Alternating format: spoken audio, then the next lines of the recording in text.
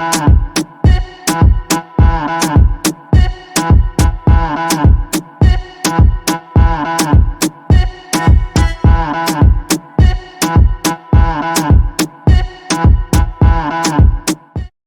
out there to all of my fellow gold diggers. This is your girl Rita, also known as the self-proclaimed gold digger.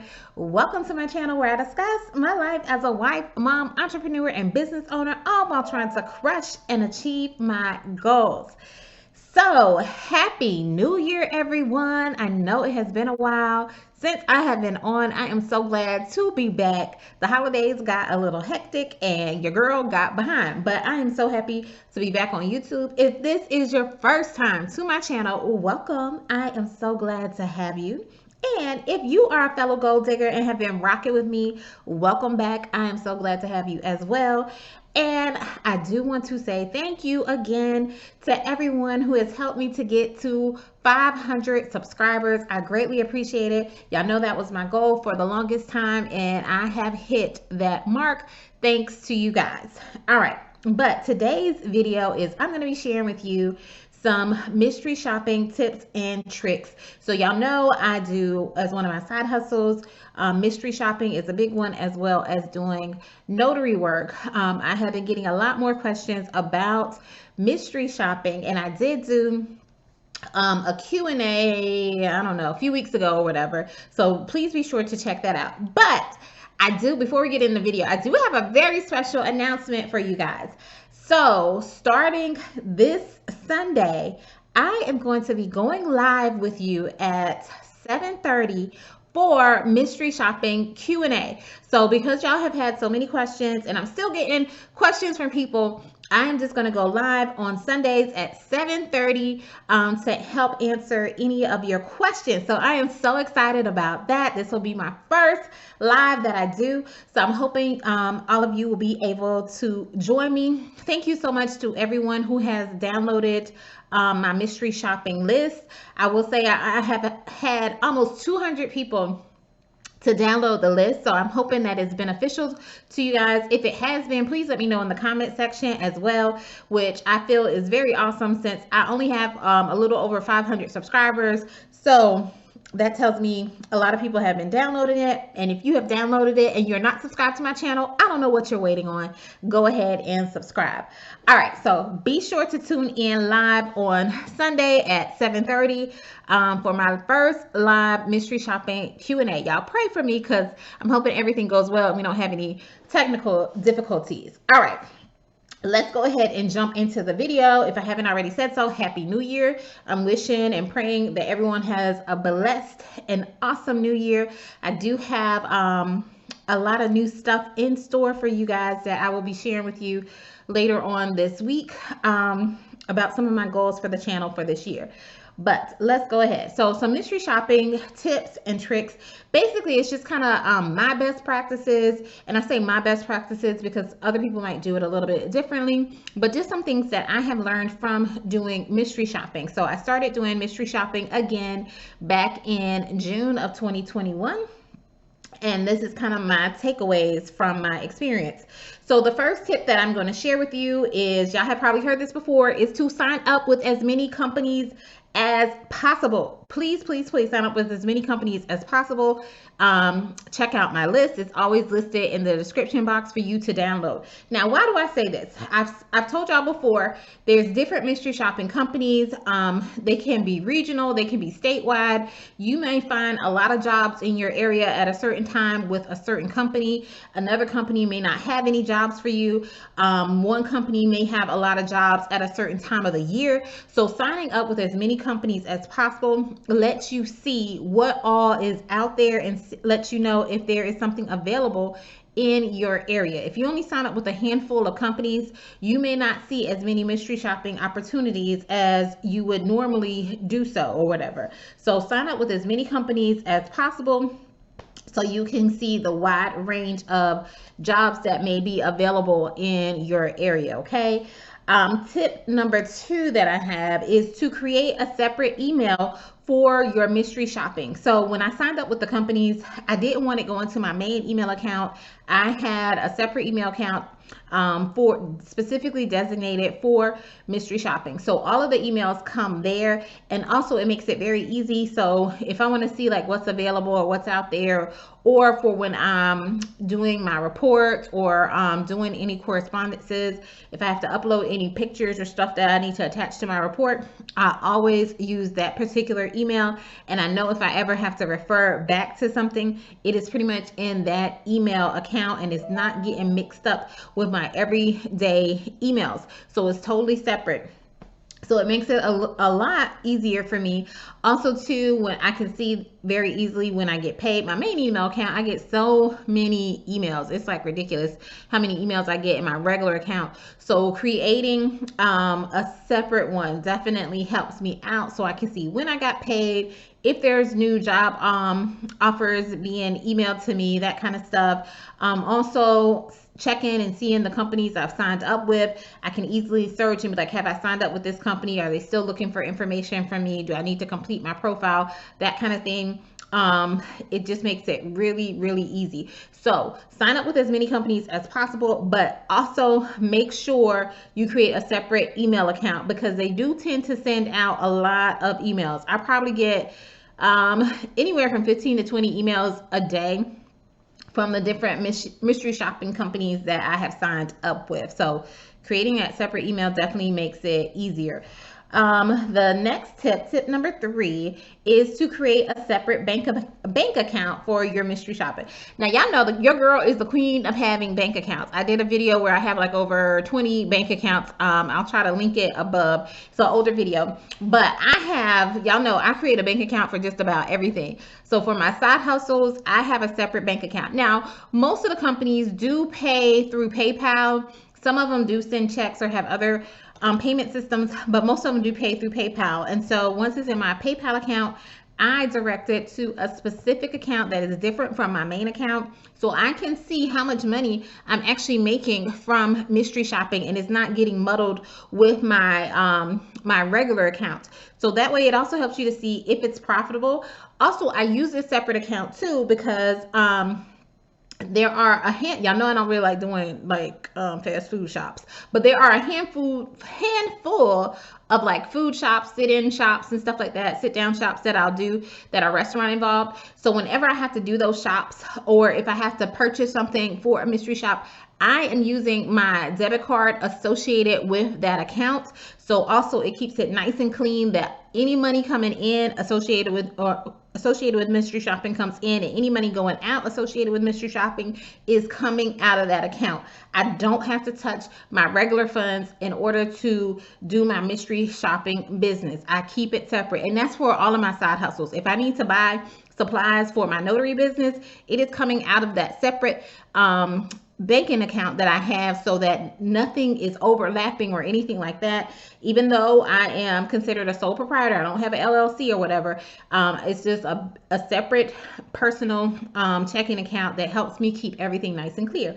And side note, if you're like, I don't know, if you can open up another account, there are mystery shopping opportunities where you get paid to open up a new account. So do that and make that your separate bank account for mystery shopping.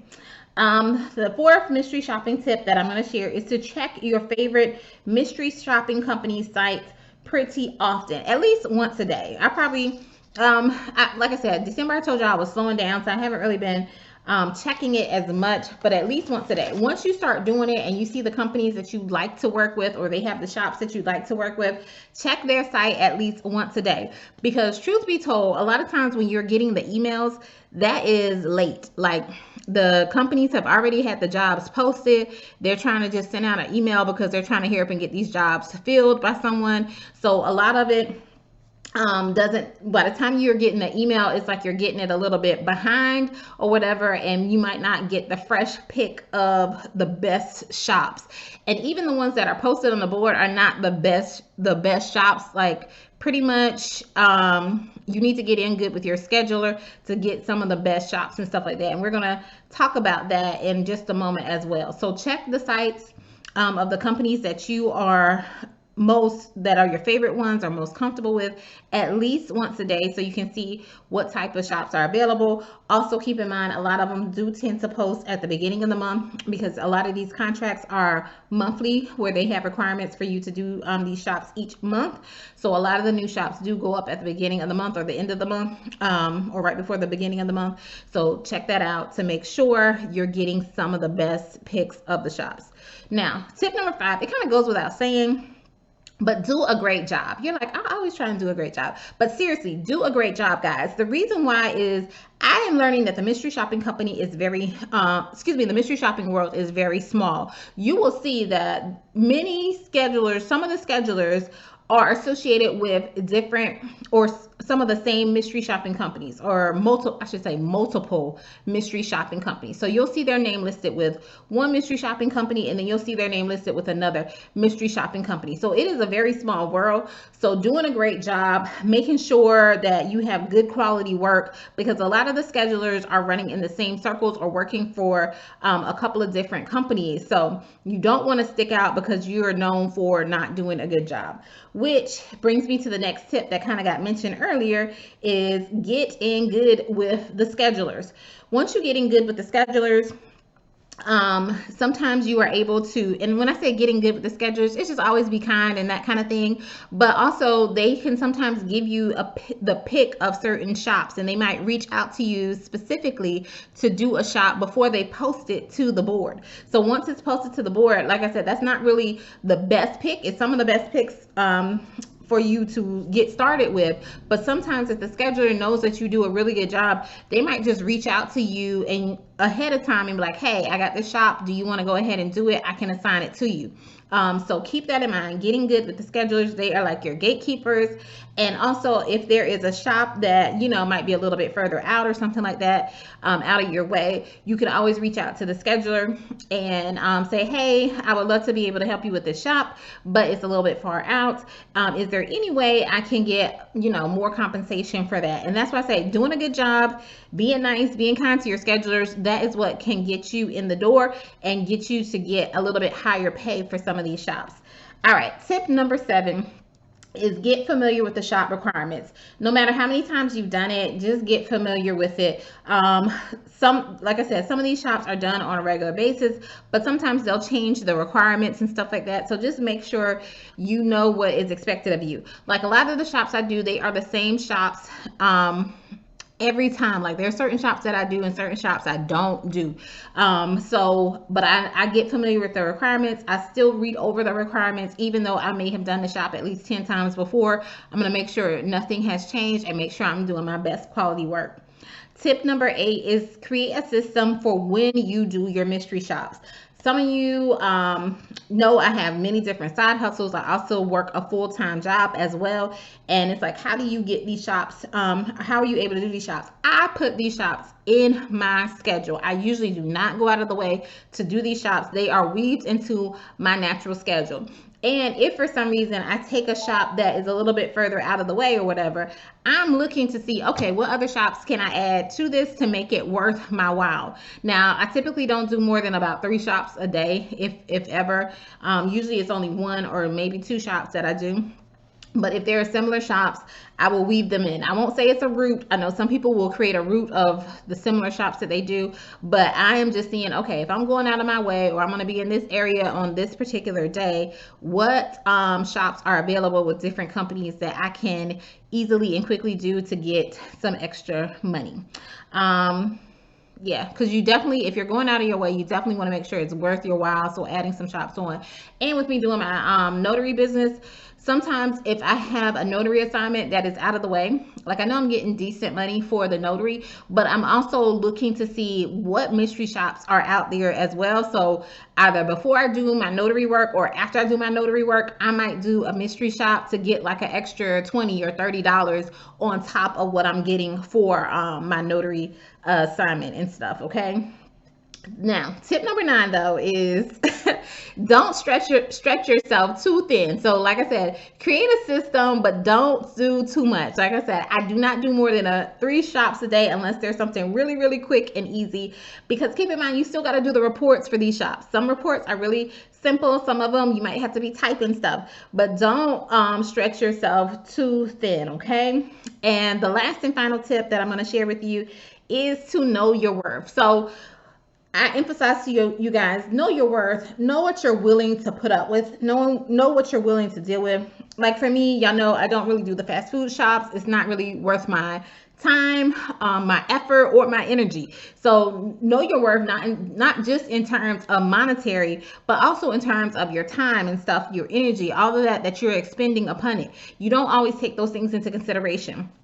So I'll see some shops, like some shops, if they don't even list the price in the email, I don't even look. Like I don't have time to kind of figure out what kind of shop you got or whatever. Like put the fee in there, put the fee in your email, put the instructions in your email. I'm not taking my time out. I know this might sound harsh, but I'm not taking time out just to log into your system and see what is available, especially if it's not a company that I regularly work with. Like I'm not trying to do that. And when you don't, most companies list their fees in the email. So when you don't list your fee, I'm kind of like, it's probably a low ball fee or whatever that you're just trying to get people interested in. So know your worth. Also, if they have like the instructions are way too long or they're way too picky or whatever, like I usually will try to do like if I'm interested in a shop, I might do one at least once or whatever. I remember there was one shop and it was like so picky and the instructions were so long. I went ahead and did it because it was like bonus, so it was a little bit higher. But for the regular fee, like I'm not doing all of this with all these instructions and you got to be this nitpicky and it's taking this amount of time. Like if it wasn't for this bonus, it wouldn't even gotten done. So know your worth. There are certain things I stay clear of, and that is going, and those criteria are going to be unique to you. You're going to have to determine what sets it apart for you to want to do the shop and what you're not going to do when it comes to the shop. But that is only for you to determine. So I have so many things going on that some of these shops are just not worth my time or energy and my effort to even do it or whatever. So just know that. So those were my 10 mystery shopping tips and trips. My 10 mystery shopping tips and tricks. I hope this has been helpful to you. If you have further questions, make sure to join me this Sunday on my live Q&A at 7:30 p.m. I look forward to seeing each and every one of you. Until next time, take care, everyone.